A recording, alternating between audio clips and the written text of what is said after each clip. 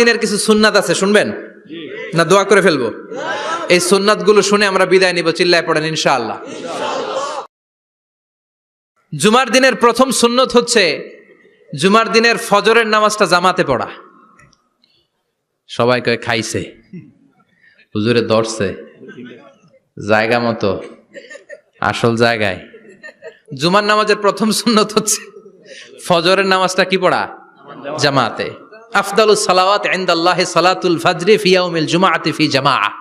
বিশ্বনবী বললেন জুমার নামাজের 15টা সুন্নত মুখস্থ রাখতে হবে। 1 নাম্বার সুন্নত ফজরের সালাত জামাতে পড়তে হবে। 2 নামাজ মুনাফিকদের কাছে সবচেয়ে কঠিন, একটা হচ্ছে ফজরের নামাজ আর একটা এশার নামাজ। এক আলেমকে জিজ্ঞেস করা হলো ফজরের বাতাসটা এত ঠান্ডা আর স্নিগ্ধ কেন?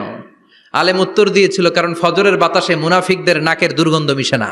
ফজরের বাতাসটা স্নিগ্ধ, ফজরের সময় আল্লাহওয়ালাদের আনাগোনা, মুসল্লিদের আনাগোনা, ইসলামের পক্ষের শক্তির আনাগোনা। চিল্লায় বলেন ঠিক কিনা?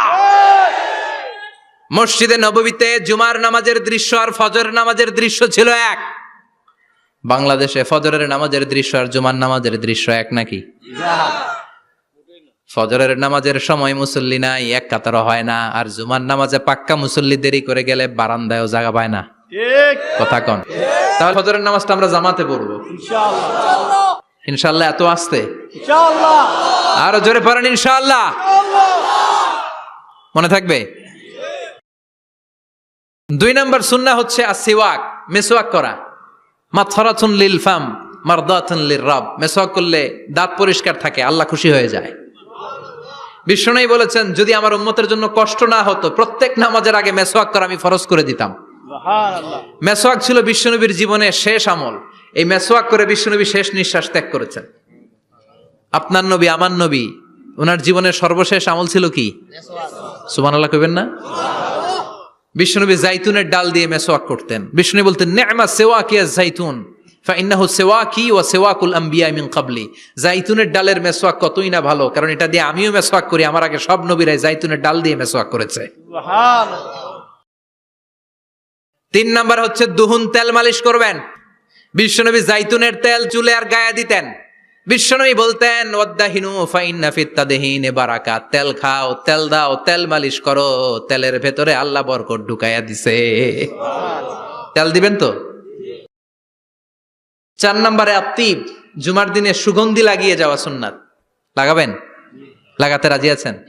বিশ্বনবী বলতেন এই দুনিয়ার 3টা জিনিস আমার কাছে সবচাইতে প্রিয়। হুব্বিবা ইলাইয়া মিন দুনিয়াকুম সালাস। 1 হচ্ছে আন-নিসা, নারীদেরকে আমি পছন্দ করি। 2 হচ্ছে আত্তিব, সুগন্ধি লাগাতে আমি পছন্দ করি।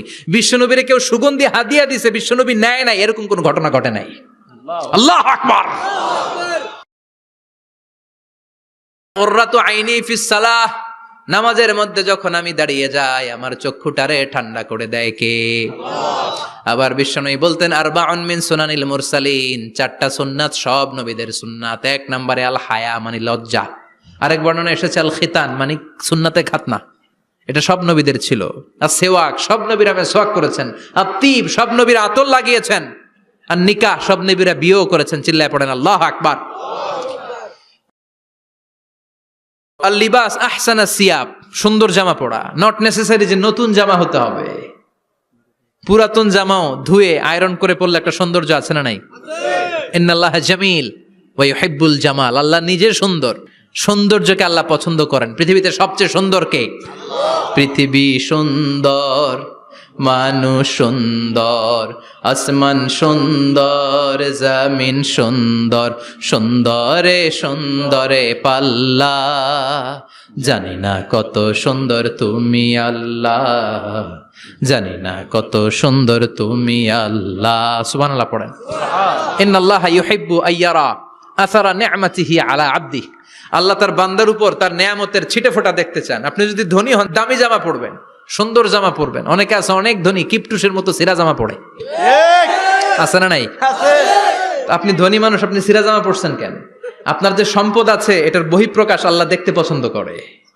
আপনাকে যে আল্লাহ কি নাজ নেয়ামত দিয়েছে, অহংকার ছাড়া স্বাভাবিক বহিঃপ্রকাশটা আল্লাহ দেখতে পছন্দ করে। কোন সুবহানাল্লাহ। এরপরে ইকসারুস সালাহ আলান নবী, বিশ্বনবীর উপর বেশি বেশি দুরূদ পড়া। বিশ্বনবী বলতেন জুমার দিন শ্রেষ্ঠ দিন, এই দিন আমার উপর বেশি বেশি দুরূদ পড়ো। ফাইন্না সালাতাকুম মা'রুদাতুন আলাইয়া, কেননা তোমরা যে আমার উপর দুরূদ পড়ো, আমি মরে যাওয়ার পরে এই দুরূদগুলো কে পাঠিয়েছে তার নাম, তার বাবার নাম সহ ফেরেশতারা আমার কবরে দিয়ে আসে। সুবহানাল্লাহ। সাহাবারা বললেন, ইয়া রাসূলুল্লাহ কাইফা সালাতুনা মা'রুদাতুন আলাইক, আপনি মরে যাওয়ার পরে আমাদের দুরূদ কেমন করে আপনি দেখবেন? ওয়াকাদ আরিমতা, আপনি তো পচে গলে মাটির সাথে মিশে যাবেন। বিশ্বনবী বলেন, ইন্নাল্লাহা হাররামা আলাল আরদি আন তাকুলা আজসাদাল আম্বিয়া, নবীদের লাশকে খেয়ে ফেলা, নবীদের লাশকে পচিয়ে ফেলা জমিনের সব মাটির জন্য আল্লাহ হারাম করে দিয়েছে। নবীদের লাশ পচে না, নবীদের লাশ গলে না। যারাই বিশ্বনবীর উপর দুরূদ পড়বেন, আপনার নাম সহ, আপনার বাবার নাম সহ, মালাইকাতু সাইয়াহিন, একদল ফেরেশতা আছে শুধু রাউন্ড দেয় গোটা ওয়ার্ল্ডে। কারা বিশ্বনবীর উপর দুরূদ পড়েছে, এই দুরূদ নিয়ে, এই নাম নিয়ে বিশ্বনবীর কবরে তারা পৌঁছে দেয়। চিল্লায় পড়েন আল্লাহু আকবার। এরপরে বিশ্বনবী বলতেন, জুমার দিনে সূরাতুল কাহাফ পড়বা। কাহাফ পড়া সুন্নাহ। সূরাতুল কাহাফ পড়তে রাজি আছেন? রাজি আছেন তো?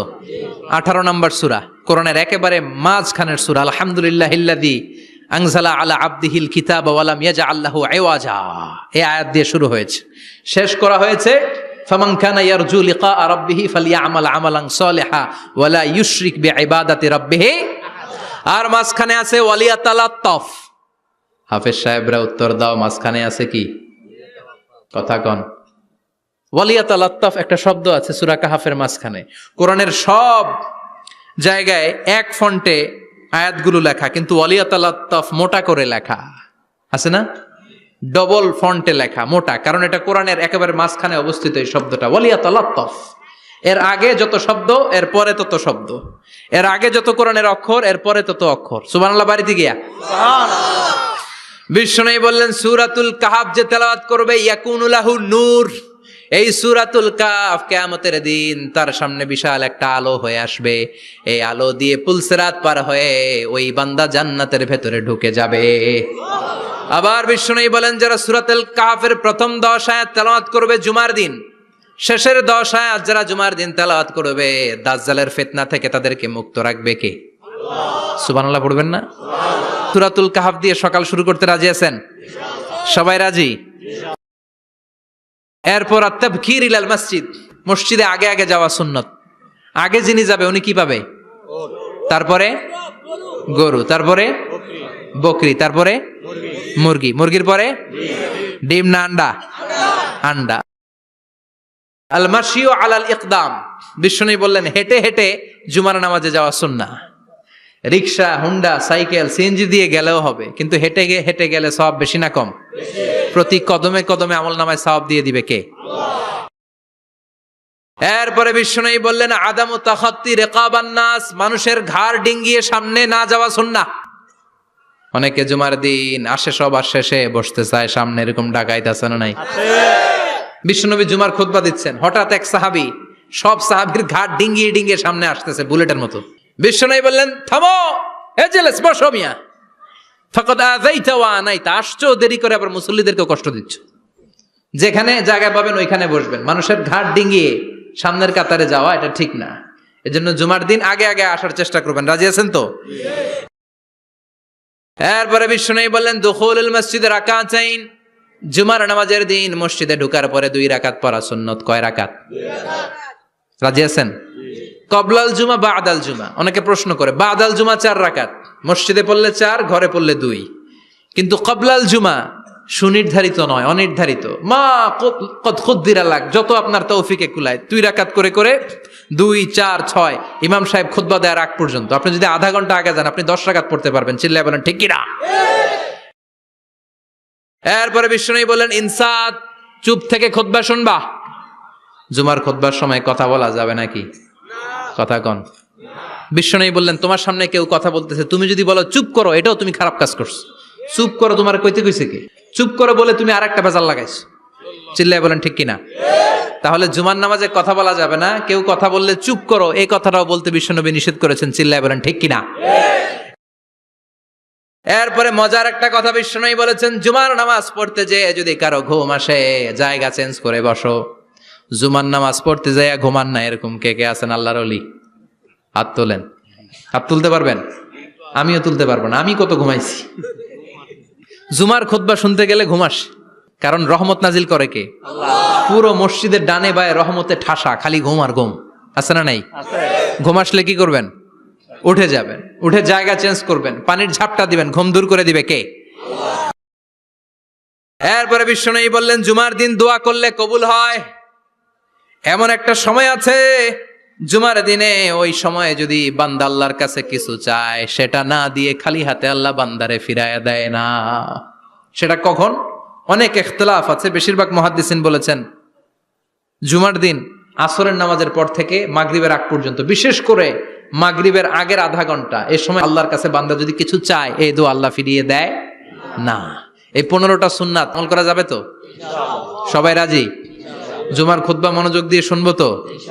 আগে আগে আসবো তো? দোকানপাট বন্ধ করে জুমার নামাজের ভাবমূর্তি রক্ষা করবো তো? খতিব সাহেব যারা আছেন, জুমার আলোচনাটাকে আরো কনস্ট্রাকটিভ ওয়েতে নেন। সব বন্ধ হবে, জুমা বন্ধ হবে। তাফসির মাহফিলে 144 ধারা আছে না নাই? জুমার মাহফিলে আছে? জুমার দিন 144 জারি করছে ওই মসজিদের জুমায়, কোনদিন শুনছেন? এই জন্য জুমাটাকে আমাদেরকে কাজে লাগাতে হবে। আল্লাহ তুমি তৌফিক দাও। আর জোরে পড়েন আমিন। সুবহানাকাল্লাহুম্মা বিহামদিকা আশহাদু আল্লা ইলাহা ইল্লা আনতা